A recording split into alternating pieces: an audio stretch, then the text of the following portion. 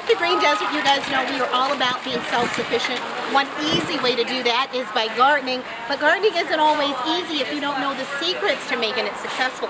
So I'm out here at Arcadia Color Garden Nursery in Phoenix, and they're going to show us those 3 things to make sure you're eating out of your backyard in no time. Let's go check them out.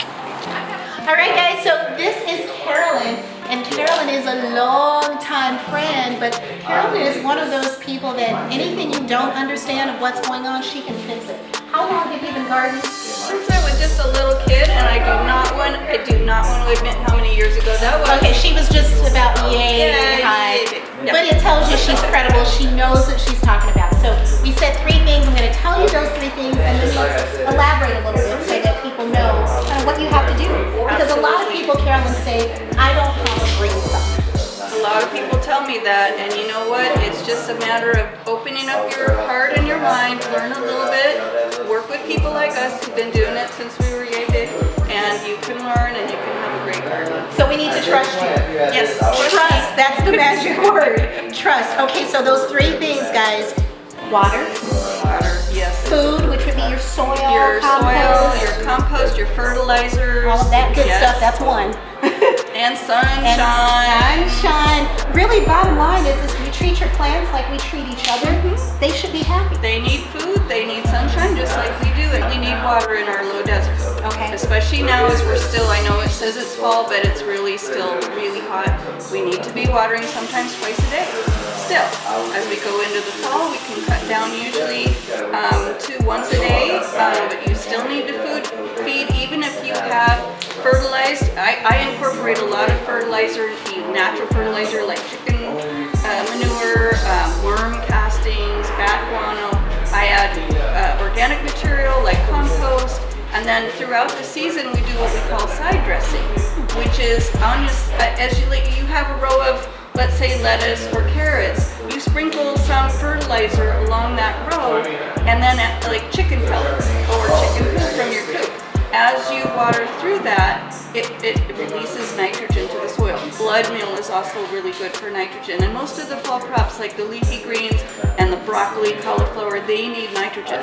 Nitrogen is big right now. So some of the ways, tell me again, to get that nitrogen. You said the chicken poo? Chicken poo, worm castings. If you want to stay natural, if you don't care about organic versus not organic, there's a lot of really great products that you can foliar feed, i.e. spraying on the leaves, which makes it really easy for you, but you just have to keep feeding. The key with vegetables and herbs is they will give back in proportion to what you give them. So you gotta feed them. It's a give-take relationship. You gotta water them, and especially with the winter garden, we need as much sunshine as we can possibly get. I always tell people, put your garden in as sunny a spot as you can, because you can always buy shade cloth, trees, but put your garden in as much sun as you can get, because especially with the winter garden, that's so important. Summer garden, we probably shade 50% shade cloth throughout the summer, but you can buy shade, you can't buy sun. Put your garden in Can't buy sun, right? And that's one of the most important things. So right now, let's go talk about preparing that garden, because right now I know in my yard, my plants just aren't happy with the sun. They're hot, they're kind of done, so it's time to kind of compost and get things ready. So let's go talk about preparing the soil. Okay, come on, let's do it.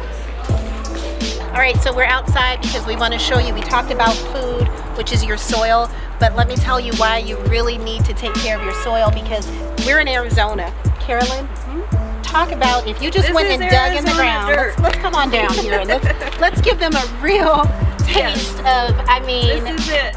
But generally our Arizona soil has no nitrogen, and it's very compacted, so your plants aren't going to like that. So that's why we need to add organic material, compost, anything that you can add, any manures, just to increase and work the soil, either with a shovel, or you can rent a rototiller, or buy a rototiller if you really use it a lot. But you really want to work that soil, give it some, aerate it. Okay. And introduce that organic material, and once you introduce organic material, then other good things will come, like worms. Yeah, so worms are good. There are some beneficial bugs. Don't get rid of them all. If you build it, they will come. If you make a nice garden soil, the worms will move in.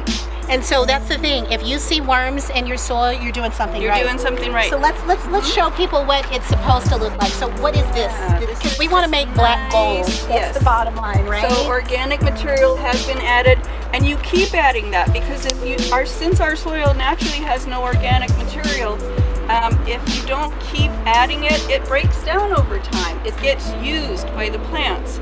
So if you have to keep adding it, normally we do that in the fall, right about now, and we do it again in the spring before we put in our summer garden. Keep adding it and be as generous as you can. Again, whatever you add to the soil adds to the productivity of your plants. So this is what you want it to look like. So this right here is a mix. You could still have some of your dirt or whatever, but you want to mix the good stuff. And like Carolyn said, these are some things that you may have at home with your composting. You can use your own compost. If you have chickens, you can use your own chicken manure. Yeah. Or you can buy it from a good nursery. Now question, how do we know, like right now, if I haven't been using my garden, so it really is, if the soil and stuff, how long do I need to prepare it before I can start planting it? You know, you can put the organic stuff in and plant that day, but I like to sort of do it over a few days and work the soil 2 or 3 times. So I add the organic material on top, I take my shovel, I dig it in, flip, dig it in, flip, and then I water it. And I do that probably over the course of 3 days myself.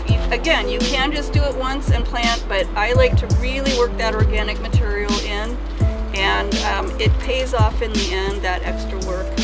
Okay. And you want to dig down to about a depth of 12 inches. Okay, that was my next question. Most of the plant's roots don't go deeper than 12 inches. So that's what you're considering, is what you're planting, and whether it's a root vegetable or whether it's surface like a lettuce or a spinach type of thing, that makes a difference.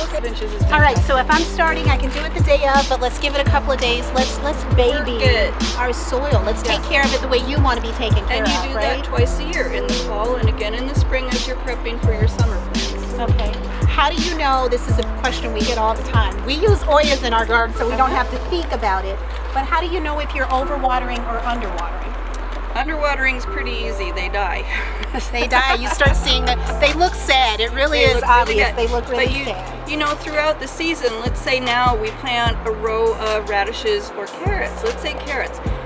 When you're first planting, the seeds are super fine. They're maybe 1/8 to 1/4 of an inch deep. So and it's very hot still right now. You might want to water several times a day. Then as the carrots grow, they get deeper and deeper, and our temperatures are getting cooler. Then you really only want to water maybe once a day.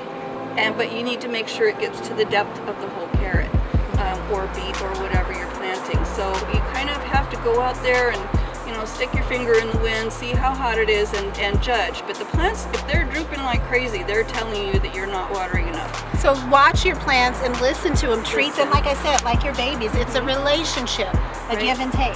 Okay, so we talked a little bit about the soil, we talked about the water, and then sun. That's our third thing, and that's like one of the most important things. Like you said, we can't create sunshine, right? So how do you know if you can't buy sun? How do you know if you're getting too much sun or not enough? Well, it's really in the winter you can't have too much sun. Okay, you want as much sun as you can possibly get. As we go into the spring, then we start seeing that certain plants, like especially peppers, even tomatoes, some of our favorite summer plants, they need some shade. Now, my dad gardened for years and he never ever used a shade cloth.